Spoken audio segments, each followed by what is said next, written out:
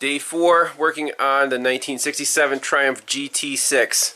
So it starts, it runs beautifully.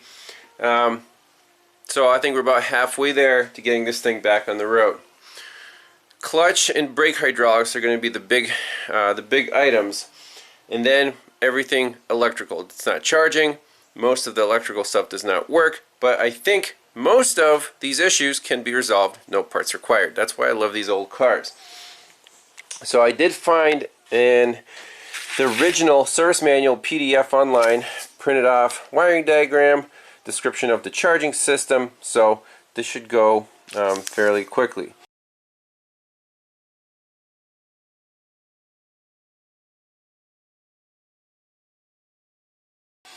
So, what stuff doesn't work on the car? Well, a lot of stuff. So here is the battery. The starter solenoid works. It fires up. There's the ignition coil, distributor, oil light works.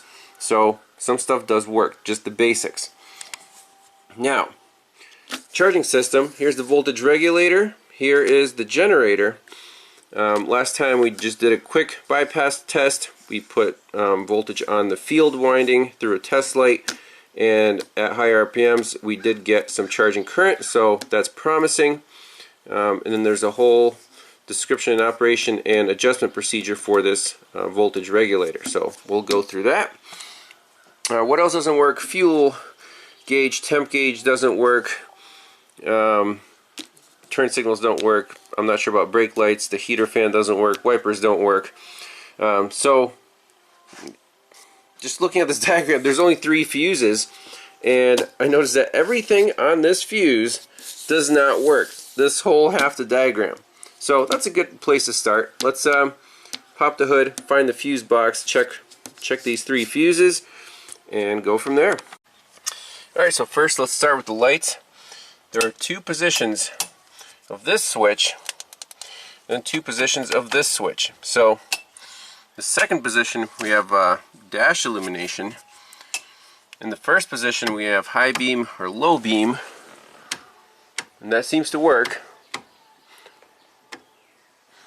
So high beam, parking lights are on. Parking lights, both headlights, that works. Let's see, what about license plate light? Even that seems to be working. That's awesome. And then low beam, again, both headlights are on. So I guess that just varies the dim. Interesting. Let's see, how does this work here?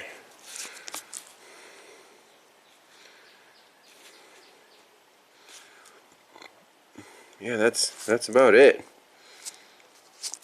There's the beam switch, high and drive, I guess. 14 and 15. So we'll look at the legend. What else do we want to test? So basically, let's turn the lights off.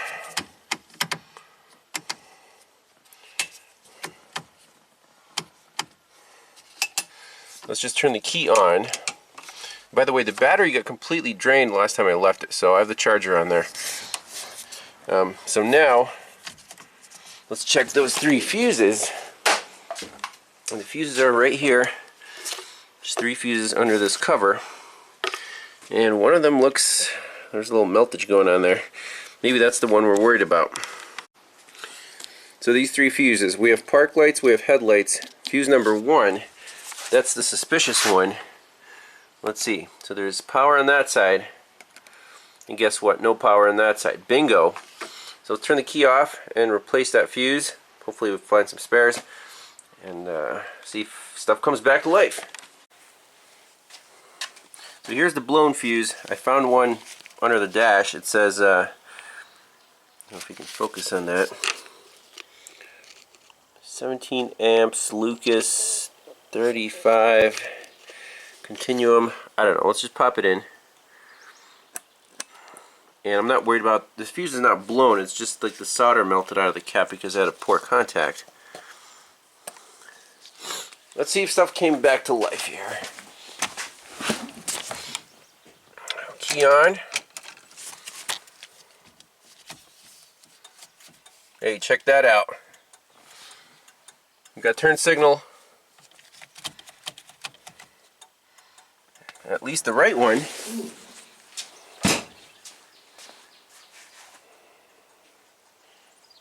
Why is the stop lamp on? That one's not on. Is there a brake pedal depressed? Let's pull that up.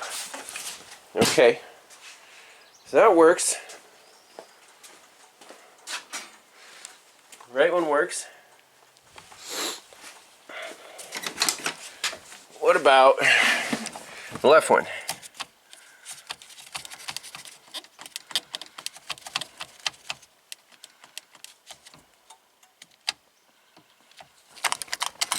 Horn still does not work. That's not on that fuse. Wipers. Sweet. Do we dare dry the blower fan? Nope.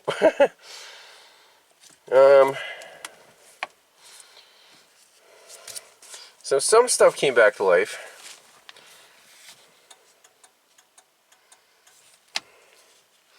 So no left turn signal, no left stop lamp.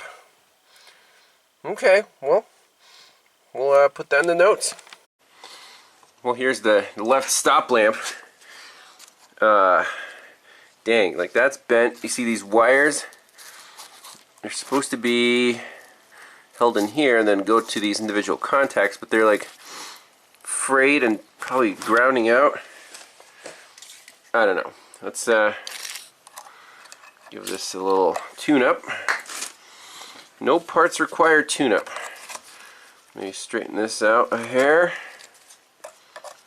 Do that gently. Like so. Straighten out these contacts. And everything's so, I don't know what the word is. Like those wires should not just be dangling around like that. They're not even crimped in. Let me clean this up. Sweet. So that's brake lights.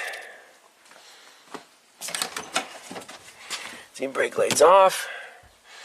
Ignition off. Let's turn on the parking lights. You got parking lights. Awesome. Okay. Hey, check it out. Even the reverse lights work. That's awesome.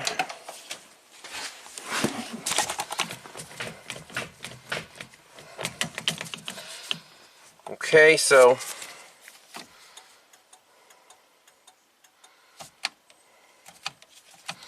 left turn signal does not work.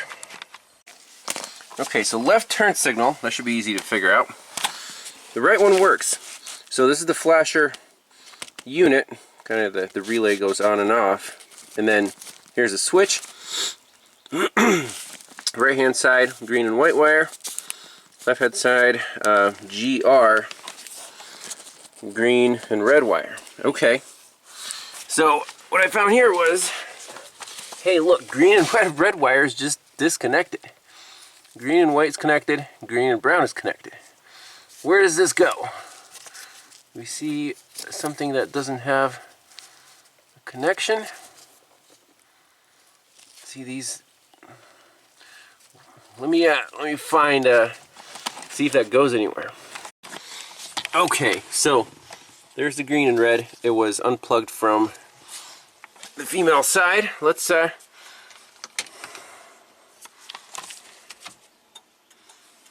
yay. Sweet. Excellent. One more problem solved.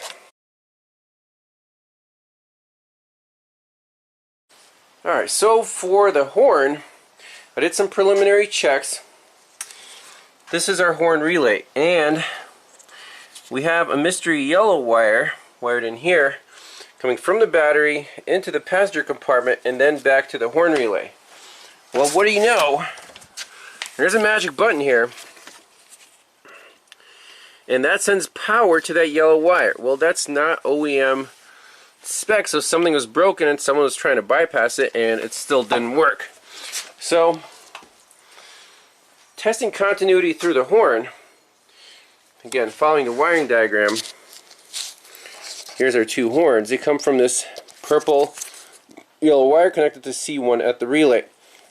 So if you send power from battery positive through a test light to this wire, it should go through the horn and light up the test light. It did not. So what I did was unplugged the wire from the horn and ran it through a bright 5 amp test light to battery ground. Now, hooked up the relay the correct OEM way, and now all we have to do is ground this terminal. So this purple and black wire,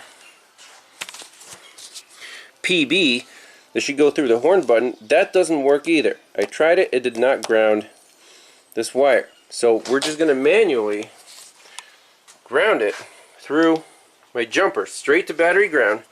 We'll see what happens. So this terminal here, there's a loud relay.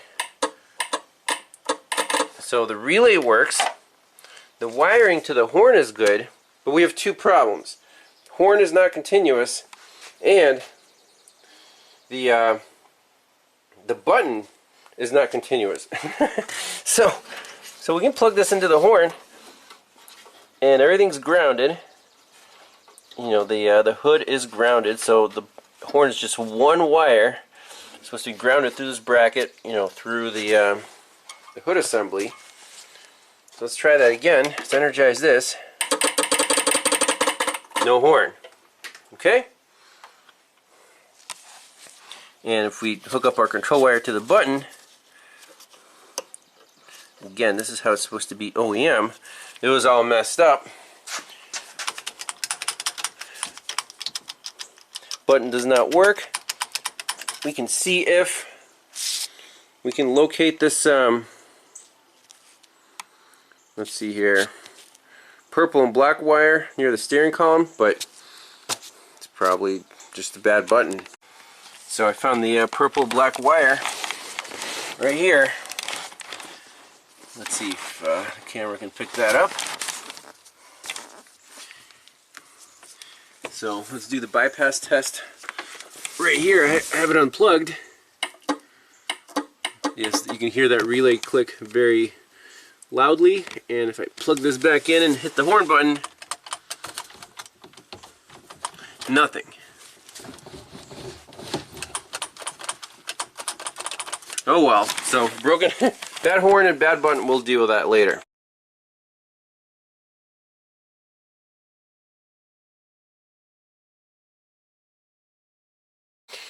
Alright, let's finally get to the charging system. The battery's charged up, we can run the vehicle and do our diagnostics. So, first thing you want to do is read up on any system that's unfamiliar. So, OEM service manual, control box. That is the voltage regulator, and it gives you specifications, description. Here is what we need to read. So, control box regulates the generator output. Contains 3 units: voltage regulator, current regulator, and the cutout. Each unit consists of a frame, winding, fixed contact, an adjustable cam, and a spring-mounted armature which carries a moving contact. So there it is. The voltage and current regulators together control the generator output. The contacts of these 2 units are connected in series between the generator armature line and the supply line to the generator field winding.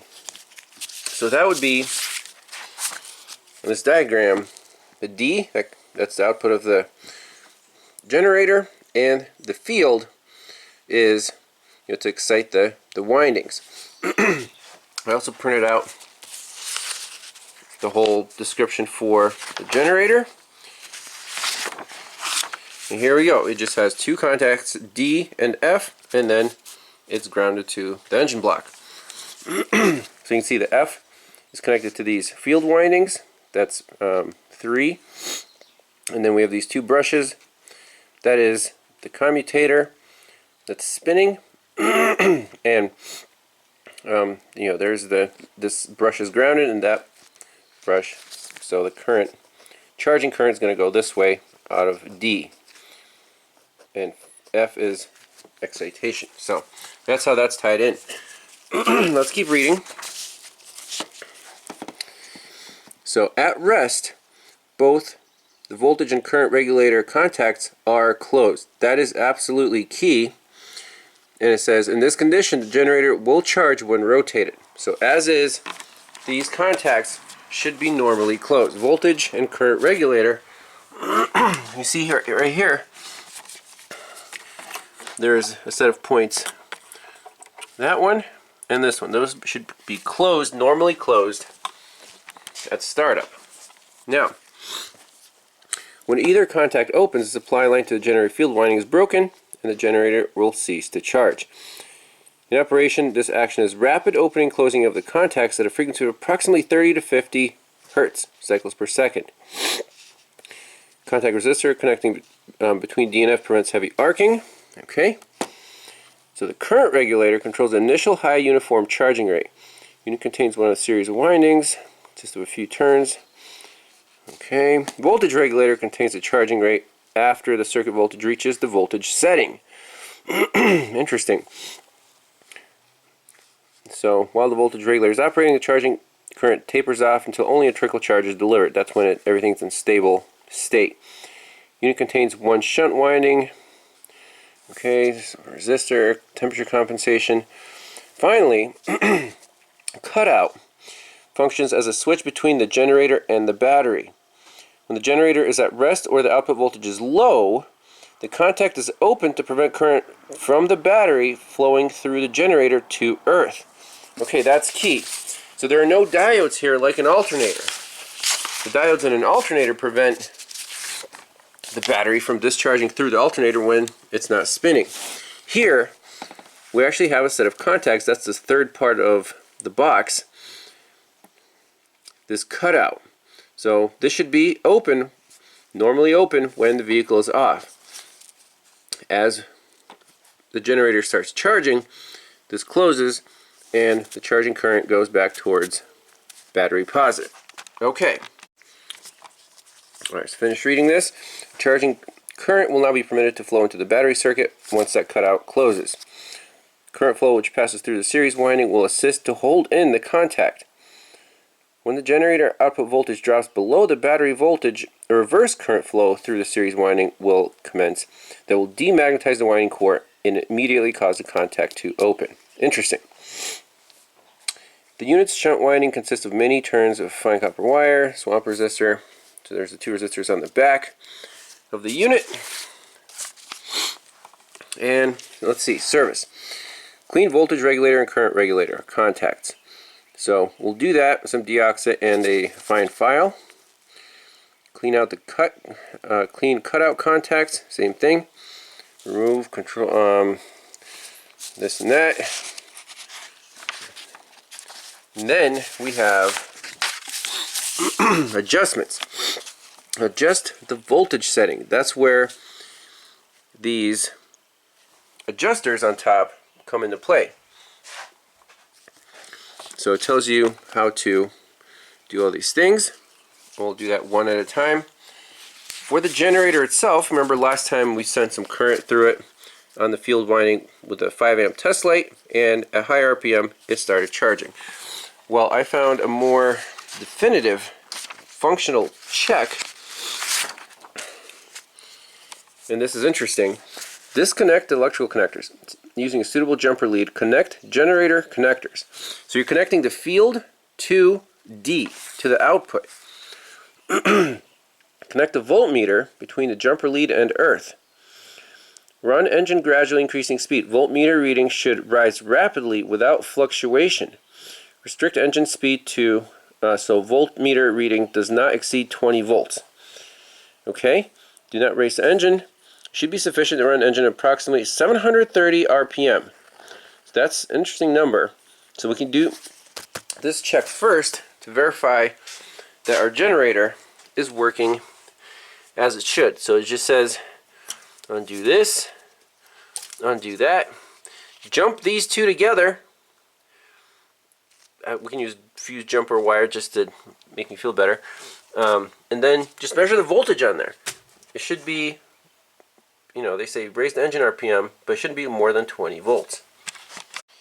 Alright, let's run this thing, warm it up just a hair. Well, we'll see if our coolant temperature gauge works. So, let's see here. Choke. Ignition. I love it. It just fires right up.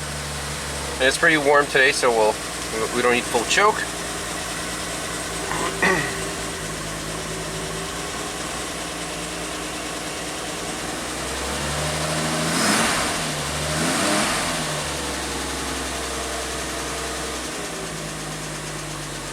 Just beautiful.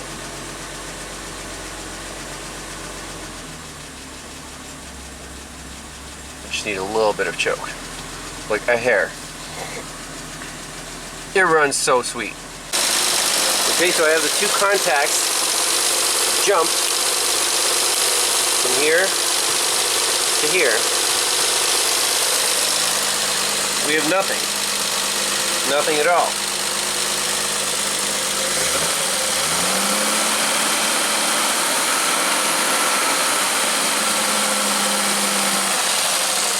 Meter is grounded at the battery. We have 12.6 on the battery, so the battery charger I set to 12.2 just in case the battery voltage drops and we need a little top off. We have nothing here. Nothing at all.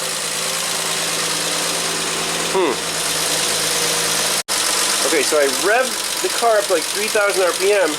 We started showing a voltage. So I'm going to rev it up slowly. We're at 6 volts.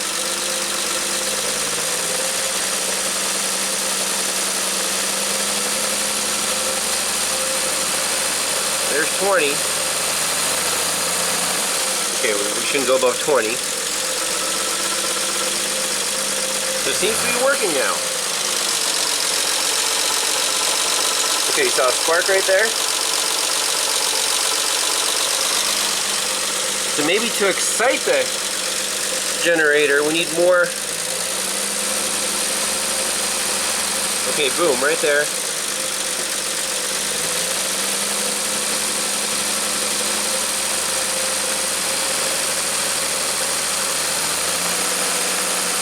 There we go. Okay, that makes sense.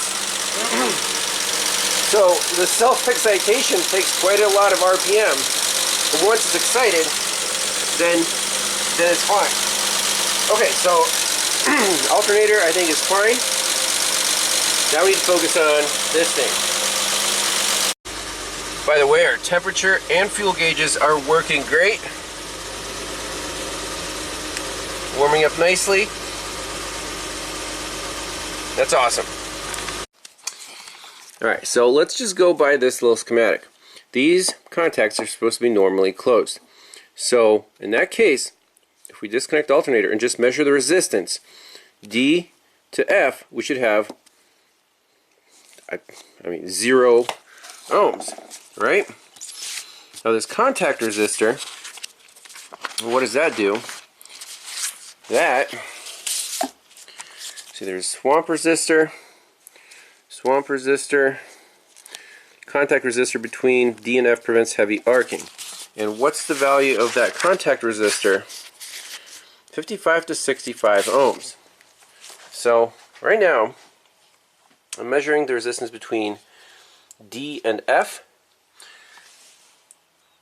about 600 ohms, so 0.67 kilo ohms. So that's already way above spec. It should be 0 right now if those contact points are indeed closed. You know, does that change? No. No.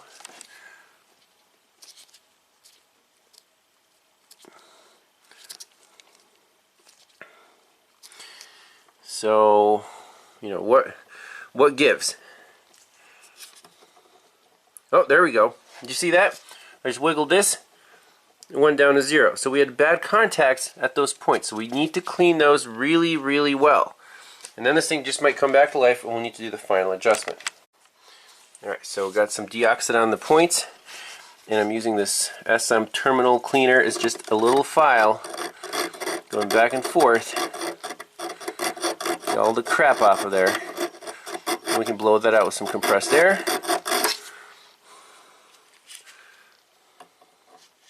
So it's still a little finicky. 0, 0. Pretend you're just, opening and closing. 6. We're back to that reading. If I push on it, okay, so there might be some pitting. Let's keep cleaning. Alright, so on the voltage regulator, I filed down the points, and now every time we're at a reasonable, less than 10 ohms. If I wiggle it around, it'll drop a little more.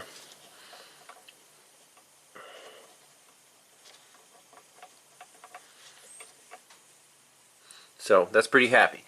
The current regulator is sometimes not consistent. Sometimes it goes back to 0.6, and you can almost feel there's a pit on the point if you kind of torque the point sideways. You can see the resistance is changing.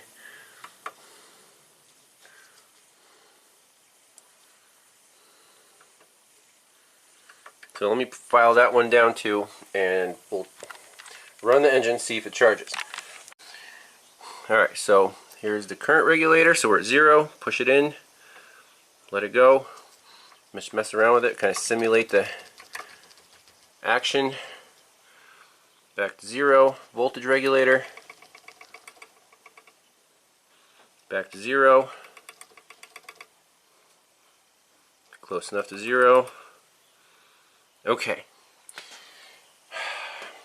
now let's hook it up and run these checks.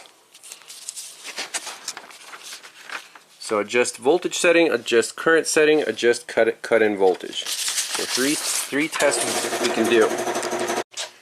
Alright, so we're at 12.7. Everything's connected. Let's fire it up. It'll just start up with a bump of a key, I'm sure. Like that. 12.6. Let's raise the RPMs a little bit. Oh, is there charging light on? Yes, it is.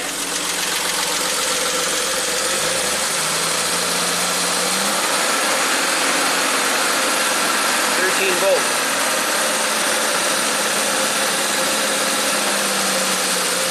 Now I'll drop it down.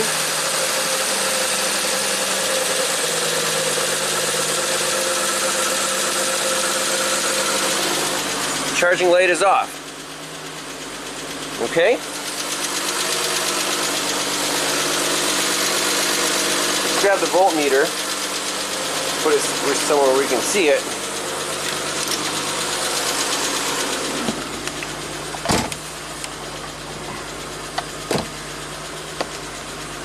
So I'm going to raise the RPMs. Alright, we're in business. Let's turn on the lights. See, high beam.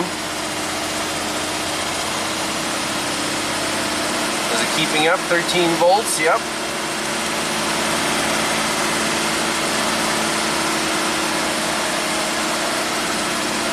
Alright, I'm going to drop the RPMs down.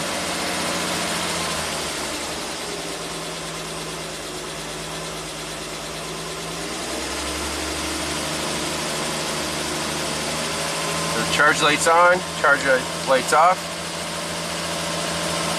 So about above 1500 RPM it's charging. And see the lights slowly coming back on.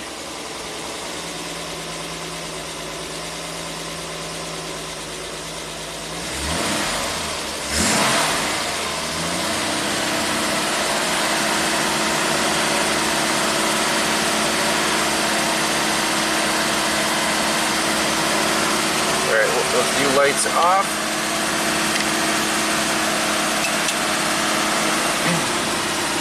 13.2.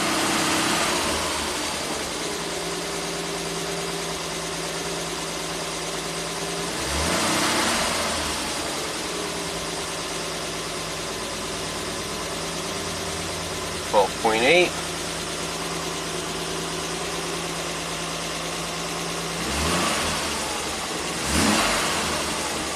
I don't know if that's normal. Let's see what's going on with the regulator. Okay, this is really neat. Look at those points. As soon as I raise the RPM, it starts charging. Boom, close, open, close, open. Awesome, okay. Let's see what's going on with our voltage points.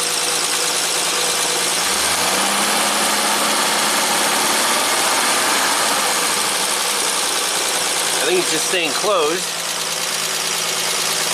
We can measure the current being output by the alternator right here.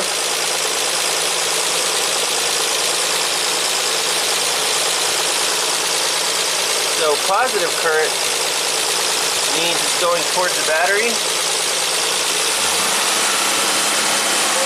amps.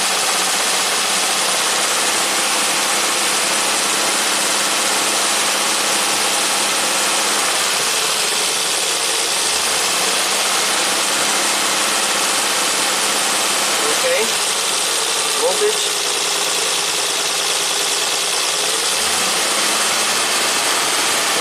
13.7.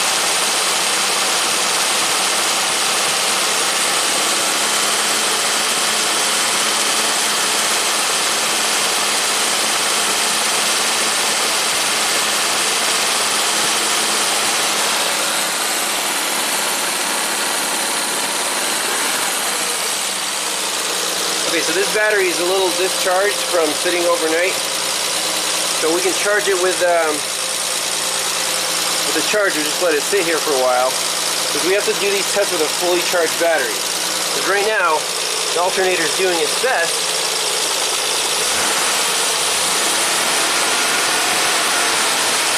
45 amps.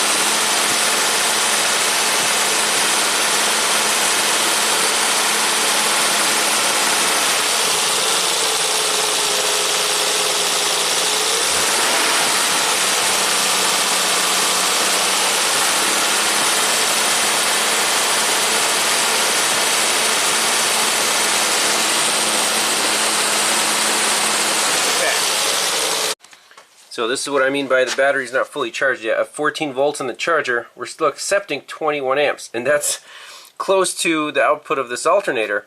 So alternator is working fine, the battery just wasn't topped off. So let's keep charging with the charger at 14 volts until that drops to maybe like 5 amps. Then we'll run our checks, adjustments on that voltage regulator. But so far it seems to be working great. So just looking at these numbers, the cutout was working fine. It would only open when the engine was at idle, and the alternator or the generator output dropped, below whatever 12 volts. Current regulator I think is fine. On the amp clamp we saw about 26 amps maximum when the engine was revving. So I'm not going to touch that. Voltage regulator. So we need a fully charged battery to test that. Right now we're about 70 degrees, so it should be 14.7 to 15.3 when that cuts out. And we can do this voltage regulator setting test. That's the only one that's really on the limit of its adjustment. The other ones are kind of in the middle, so we have to check that one. Alright, so we can actually do this check right now while the charger is charging the battery, because first step is disconnect electrical connectors from the 2 connector blades B. That's battery positive. That's right here on the right hand side. So what we're doing is taking the battery out of the picture. So we're disconnecting this. Then it says using suitable jumper, connect to remove connectors. This will enable ignition circuit to be energized by the battery. So I did that. Fuse jumper. These 2 leads are connected together. They're detached from the voltage regulator box. Now, connect voltmeter suitable for voltage setting. See data between D and earth. So I have the meter lead on D, and it's grounded at the battery. We're measuring voltage right here. Now, run the engine at approximately 2200 RPM. Voltmeter reading should be steady and within the voltage setting limits given in data. So, in data, right here, it should be about 14.7, not more than 15.3. Okay, let's run the engine and see what the current voltage setting is. If it's too high, we'll dial it back a little bit. Alright, here we go.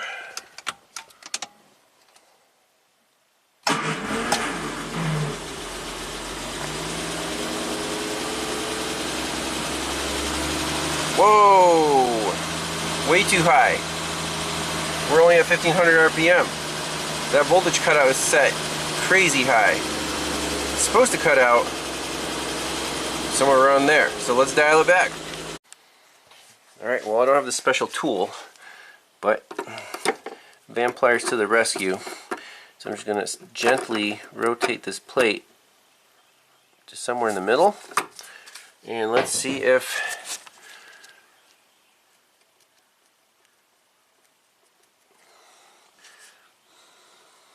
what happens now. Alright, let's fire it up.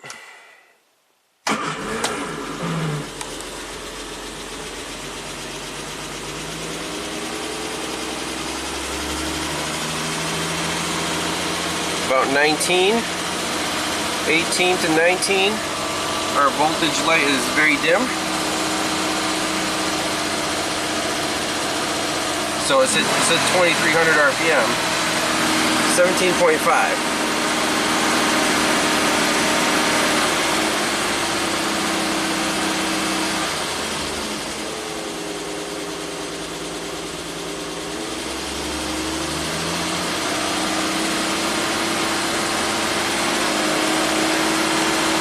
About 17.0 right now.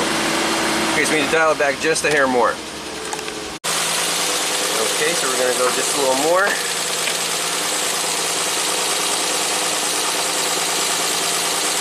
Maybe to there. Raise the RPMs up.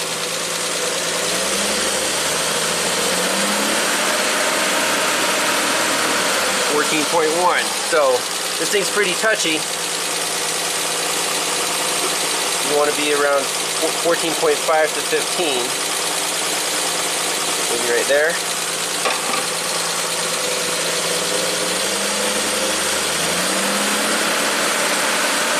About 16. I'm going to do it by hand here. Nope.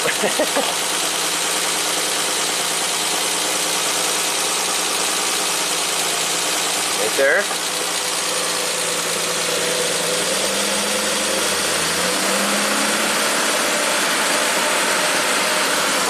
.7 cut out. Yeah, we're right within spec there.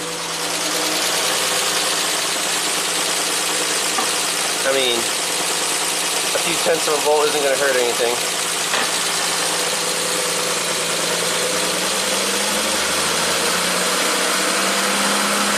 There we go. Perfection on the money. 15. Let's keep the RPMs up.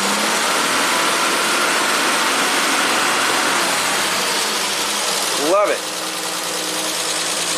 That regulator was way off. Now, once we hook everything up, the battery's fully topped off. This charging system should work amazingly well. Again, no parts required, but some adjustments required.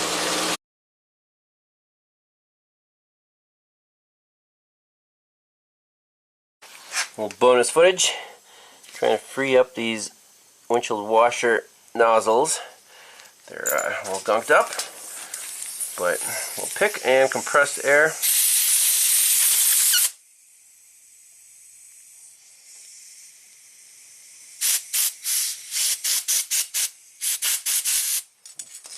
Let's pop them in. Alright, I think we got some sprayer action. So just push this, it's kind of a little pump. Squirt, squirt, squirt, and wipers. Yeah.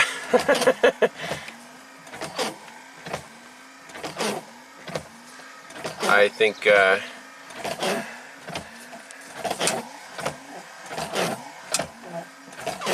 they don't return to rest position. I think they should, according to the diagram. But I think that's it for today.